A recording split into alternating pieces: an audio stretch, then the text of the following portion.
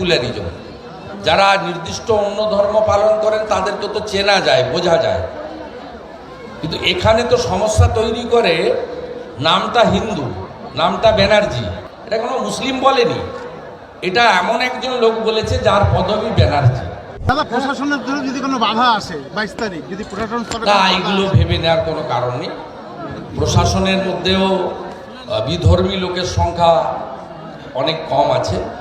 বিধর্মী আমি শুধু বলবো না, এই যে তথাকথিত সেকুলারিজম, যারা নির্দিষ্ট অন্য ধর্ম পালন করেন তাদেরকে তো চেনা যায়, বোঝা যায়, কিন্তু এখানে তো সমস্যা তৈরি করে নামটা হিন্দু, নামটা ব্যানার্জি, কিন্তু কাজটা হচ্ছে ধর্মনিরপেক্ষতার মানে হিন্দুদেরকে দাবাই করা।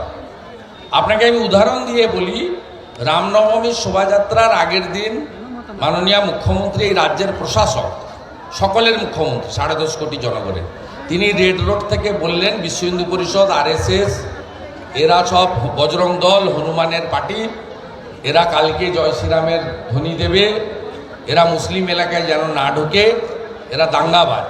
এটা কোনো মুসলিম বলেনি, এটা এমন একজন লোক বলেছে যার পদবি ব্যানার্জি। তা ব্যানার্জি পদবি হলেই হিন্দু হওয়া যায় না। যেমন বিকাশ ভট্টাচার্যের পদবি ভট্টাচার্য, কিন্তু রাস্তায় দাঁড়িয়ে গরু খায়, গরু খেয়েছে, আমরা গোমাতাকে পুজো করি, গোবর্ধন পুজো করি কালী পুজোর পরের দিন।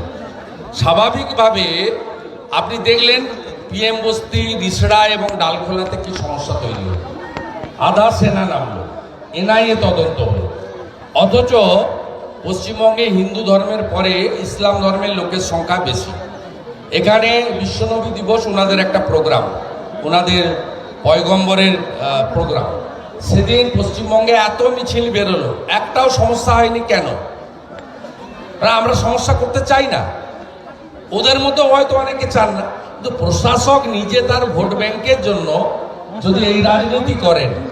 রাষ্ট্রীয় স্বয়ংসেবক সংঘের সম্পর্কে জানেন মুখ্যমন্ত্রী? ভারত চীন যুদ্ধের সময় যুদ্ধে পর্যন্ত স্বয়ংসেবকরা কাজ করেছে। কিছুদিন আগে করমণ্ডল এক্সপ্রেসে যে দুর্ঘটনা ঘটে, আমি নিজে গেছি উড়িষ্যাতে, স্বয়ংসেবকরা 650 বোতল রক্ত এক রাত্রে দিয়েছে আহতদের। স্বয়ংসেবকরা কি কাজ করে সে সম্পর্কে যাদের ধারণা নেই, তারা এইসব কথাবার্তা বলে। প্রিয় দর্শক, আরও নিত্য নতুন ভিডিওর আপডেট পাওয়ার জন্য আমাদের ইউটিউব চ্যানেলটিকে লাইক, কমেন্ট, শেয়ার এবং সাবস্ক্রাইব করুন।